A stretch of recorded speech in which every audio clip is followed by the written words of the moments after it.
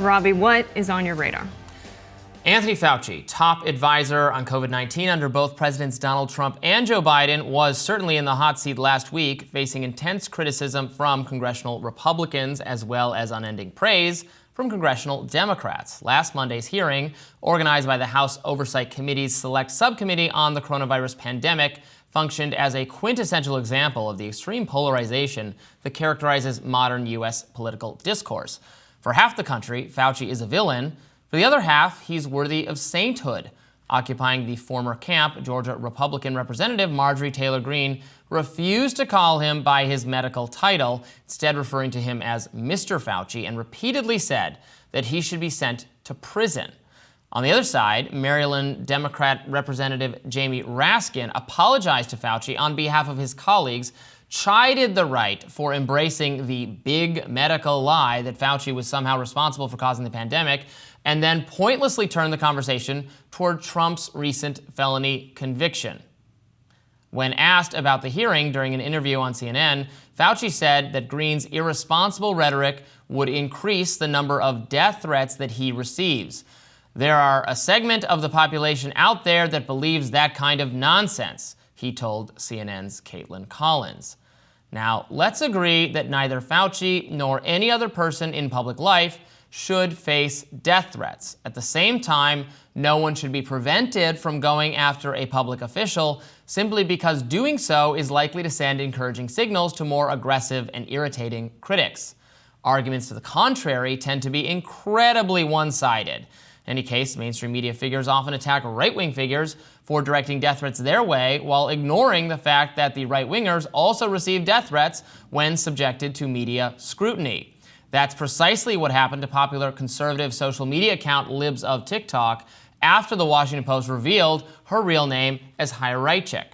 When Libs of TikTok criticized hospitals for performing gender reassignment surgery on minors, those institutions received threats, and the mainstream media blamed Hyrachik, even though she steadfastly condemned any and all threats of violence.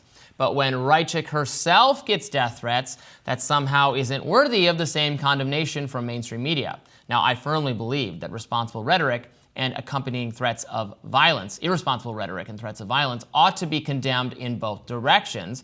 At the same time, no one should feel obligated to pull their punches just because there are a lot of angry people on the internet who might get carried away. That would be self-censorship. Now, in this vein, we should also agree that calls to imprison Fauci are at best premature. He has not been convicted of any crime. Moreover, his misguided pandemic policies cannot be prosecuted. Critics are right to call out his ever-shifting opinions on the efficacy of masks, his downplaying of post-infection immunity versus vaccine-related protection, and his 6 feet social distancing guidance, which he now admits had little scientific basis and was essentially invented on the spot. Now, government officials who propose bad policies should be voted out of office or fired as appropriate. They cannot be jailed, however. Fauci's role in the alleged lab leak cover-up is a different matter. As my colleague at Reason Magazine, Christian Britschke, documented, it is now well established that Fauci's straightforward denial to Republican Kentucky Senator Rand Paul regarding U.S. funding of gain-of-function research was at best misleading and potentially an outright lie. Lying to Congress is, in fact, a crime. David Morans, a top Fauci deputy, has admitted to thwarting journalistic inquiries by making certain emails invisible to Freedom of Information Act requests. Suspicious. There are serious questions about whether Fauci pushed scientific experts in his orbit to embrace the natural spillover explanation of COVID-19's origins, possibly because the lab leak explanation would have invited greater scrutiny of U.S. health bureaucrats and their research priorities. Rising interviewed Senator Paul last week about Fauci's role in suppressing the lab leak theory, and he stated that he had come to believe the National Institutes of Health are, quote, more secretive than the CIA. Let's watch. Now, I've asked the NIH, was there internal deliberation? Did you guys have a discussion? Did you have scientists presenting the evidence for why this was not gain of function? I'm assuming that happened, but the NIH will not reveal that to me. I've asked for 3 years for it. Last year, almost a year ago, I had the Democrat chairman sign a letter with me. We still don't have that information. In fact, it is my conclusion that the NIH is actually more secretive than the CIA. And that's alarming and disturbing and really should not be tolerated. But whether Fauci has actually made himself criminally liable is beyond the point. It's abundantly clear that he did not deserve the hero worship he received throughout the pandemic. Remember the Fauci candles everyone had? I didn't have them, but some people did. His COVID-19 prevention policies, such as inconsistent mask advocacy, made-up social distancing rules, discounting infection-acquired immunity, are extremely suspect. His public advocacy for scientific enhancement of pathogenic viruses is incredibly concerning, and his attempts to control the narrative about the pandemic's origins are inexcusable, especially because we now know there's plenty of indirect evidence suggesting the plausibility of a lab leak. Lena Chan, a molecular biologist and frequent guest on Rising, has made that case in the pages of the New York Times. She writes that, quote, although how the pandemic started has been hotly debated, a growing volume of evidence gleaned from public records released under the Freedom of Information Act, digital sleuthing through online databases, scientific papers analyzing the virus and its spread, and leaks from within the U.S. government suggests that the pandemic most likely occurred because the virus escaped from a research lab in Wuhan, China. If so, it would be the most costly accident in the history of science. Zeynep Tufekci, a sociology professor who also writes a regular column for the New York Times, reacted to last week's Fauci hearing with alarm. Her scathing assessment was this: it emerged during these congressional hearings that U.S. scientific authorities had no idea what viruses the Wuhan lab was using or what work it was doing. And that continues to be a damning indictment of our federal government's approach to public health and of the number one most important public figure responsible for government health policy. That is Dr. Anthony Fauci. So I thought it was a pretty illustrative week last week as he's at this hearing, getting slammed by Republicans, praised still by Democrats, even though there's been a lot of mainstream media coming around on lab leak theory, suppression having been a bad thing. So much of the rules now we know, like social distancing, he said, yeah, it's just kind of made up, did not have any scientific basis. I think it's long past time to revisit his status as like the greatest American who's ever lived, which is the way many liberals treat him, not necessarily people on the left, but certainly the mainstream has treated him. Yeah, I think when we reflect on making public health policy, there's always this phase, especially when it's an outbreak, that we're unsure how contagious it is, what to do to prevent it being spread.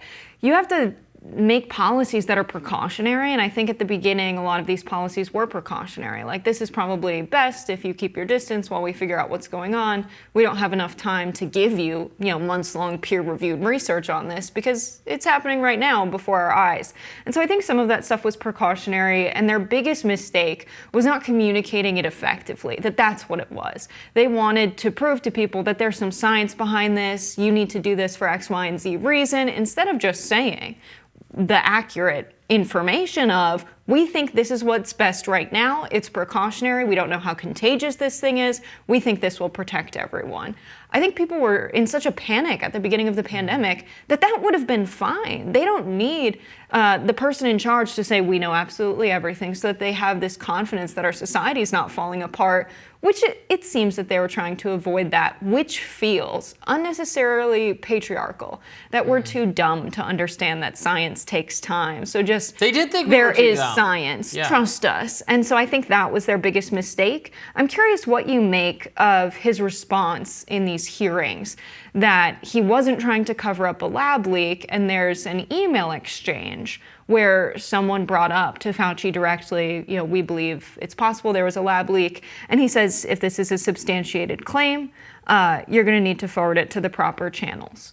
Because he's not usually the guy fielding the email inbox, I suppose. But he's saying it's inconceivable anyone could see this email exchange and think I was trying to crush the idea of a lab leak. What do you make of that exchange? He clearly tried to crush it over and over again. There's a great video roundup we've played before on Rising that Matt Ophelia did of all the times he said publicly that he thought it was not at all possible that it was a lab leak. And then we know that he helped organize these scientists who eventually produced this paper for Nature, for the publication Nature, letter saying that the lab leak was totally like beyond the pale. Then this was the natural spillover was the explanation. And Fauci, you know, they had a lot of conversations about it, and it is very clear that he played a role in shepherding them to that conclusion, and that his claims about what kind of research were being done, just not, you know, he could have initially misspoken or not known what it was. Although then I have questions about, well, if you don't know what kind of research they're doing, why did you sign off on this research? He was routinely the one, right? He admitted this in a behind a closed doors deposition, where during the time where Barack Obama had ordered a pause to gain-of-function research going on, that Fauci was able to sign off on exceptions and have that research done anyway. And now he wants to say, well, I don't know exactly, or what emerges is that we did not know exactly what was being done. And I'm like, well, that is on you, man, because you were the chief officer in charge of crafting this policy. He remains the foremost advocacy of doing this research and continue to allow it to be done, even when the actually elected president of the United States tried to forbid it because Obama correctly thought it was too dangerous. So I think there's a lot to revisit with Dr. Fauci here. You know, people on the right say, oh, Fauci for prison, that kind of thing. I don't think, you know, the advice he gave during the pandemic that I disagree with is you can't prosecute, you know, a politician for being wrong, unfortunately. Mm-hmm. But if there was criminal wrongdoing in terms of the research funding or lying to Congress, there should be some consequences for that. Right. We shall see. Absolutely. More Rising right after this.